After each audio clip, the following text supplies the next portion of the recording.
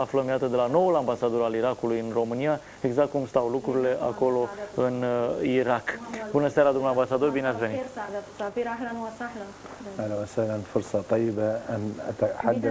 Bine v-am găsit, este o ocazie deosebită de a mă adresa în mod direct لكل رومانيا وخاصة لأهالي الجنود الذين tuturor românilor și în special familiilor celor care au tineri care au venit la noi în Irak pentru a apăra democrația și pacea.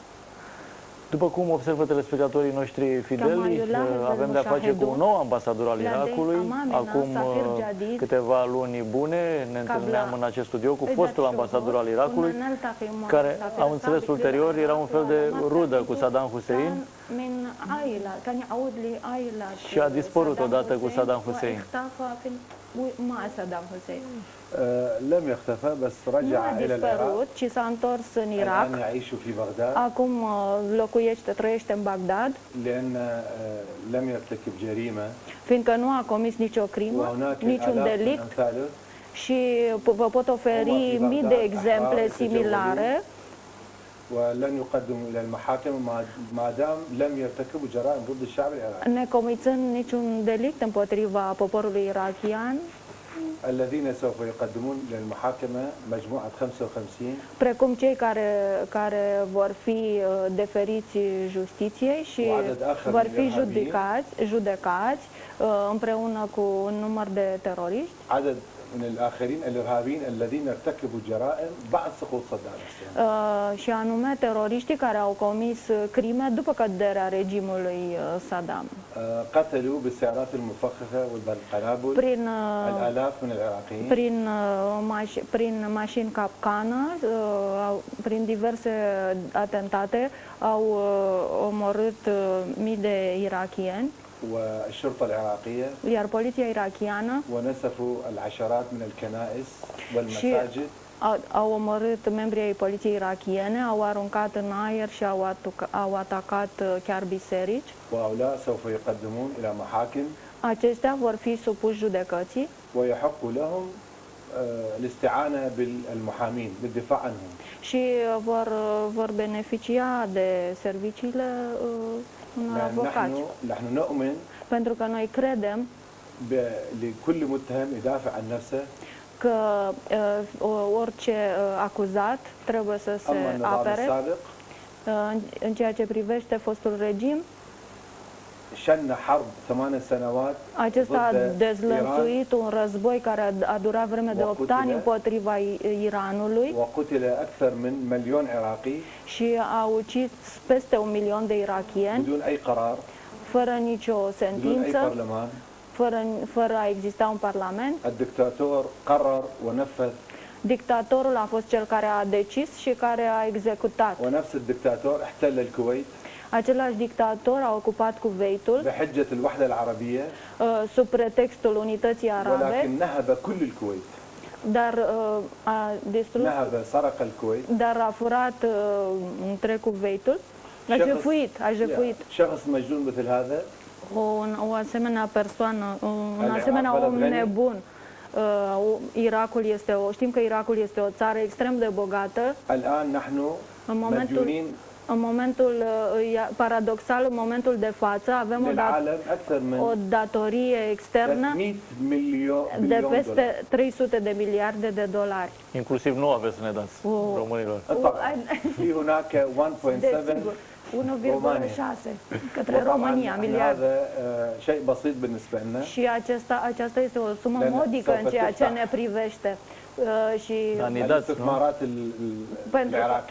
Pentru că investițiile, țara noastră va fi deschisă investițiilor românești, fiindcă guvernul român, poporul român au ajutat Irakul în cele mai grele circumstanțe și mai ales odată cu căderea regimului Saddam. Este interesant totuși că dictatorul dumneavoastră nu l-ați omorât, nu l-ați împușcat cum ne-am împușcat noi dictatorul acum 15 ani. ما قتلتم ديكتاتوركم مثل ما قتلنا نحن ديكتاتورنا. هذا أنتم سياستكم الداخلية. Aceasta este politica dumneavoastră internă. نحن سوف نقدم رئيسنا السابق إلى المحاكمة. Noi vom deferi justiției, vom judeca العشرات من المحامين في الأردن. Ne vom judeca fostul președinte. سوف يأتوا إلى بغداد. Iar în Iordania se află zeci de avocați care se vor deplasa în Irak pentru a-l apăra. والشعب العراقي Iar poporul irakian سوف يقدم الأطنان من الوثائق التي تدين النظام رأس النظام وبقية النظام. va prezenta tone de documente care îl acuză. أبسط الجريمة رقم واحد. Vă pot oferi cel mai simplu exemplu, crima numărul 1. في آذار 16 88 În 16 martie 1988, ل3 دقائق în numai 3 minute, قتل 5000 مواطن كردي في مدينة حلبشة. au fost uciși 5.000 de curzi în localitatea Halabja. وإضافة إلى أدى إلى قتل 100 مليون عراقي في الحرب العراقية الإيرانية بدون أي مبرر. Pe lângă milionul de victime care au căzut în cele două războaie care n-au avut niciun rost, niciun sens. صدام ومحاميه أن يقدموا أدلة عكس ذلك. Și Saddam și împreună cu avocații săi vor trebui să prezinte probe care să demonstreze contrariul. Mai e valabilă pedeapsa cu moartea la dumneavoastră? Va fi împușcat la finalul procesului?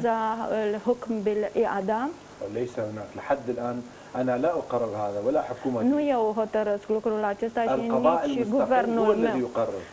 Justiția, care este independentă, este cea care va hotărâ. Dar mai există pedeapsa cu moartea? حسب القانون لا زال الحكم بالإعدام يعني نافذ. لحد الآن لا. الحكومة الجديدة البرلمان الجديد noul guvern, noul parlament سوف يقرر هذا الشيء. va decide acest lucru. Apropo de noul Parlament, iată pentru telespectatorii români cum arată un antet al unor acte oficiale privind alegerile de mâine din Irak. E totul trecut în 3 limbi, ca să fie clar pentru toate națiile de acolo care trăiesc în Irak. Numai că ați văzut ce se întâmplă de câteva zile încoace, mai mult bombe decât prezență la vot sau decât voturi.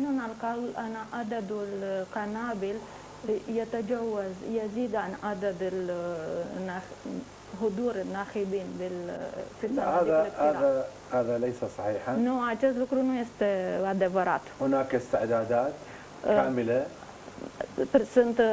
Sunt făcute pregătiri complete pentru desfășurarea alegerilor în liniște, în pace. Acest lucru nu exclude faptul că vor fi câteva probleme.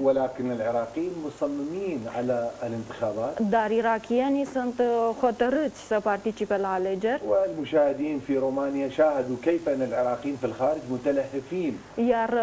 Iar telespectatorii vor avea ocazia să constate modul în care irakienii aflați în afara granițelor 20 ساعة مرورا بالبحر أتوا إلى السويد للإدلاء depun toate eforturile numai pentru a-și putea exercita votul.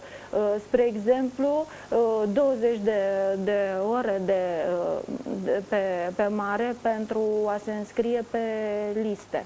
آلاف العراقيين mii de irakieni din afara granițelor Irakului توجهوا نحو صناديق الاقتراع في بعض الدول s-au îndreptat spre urnele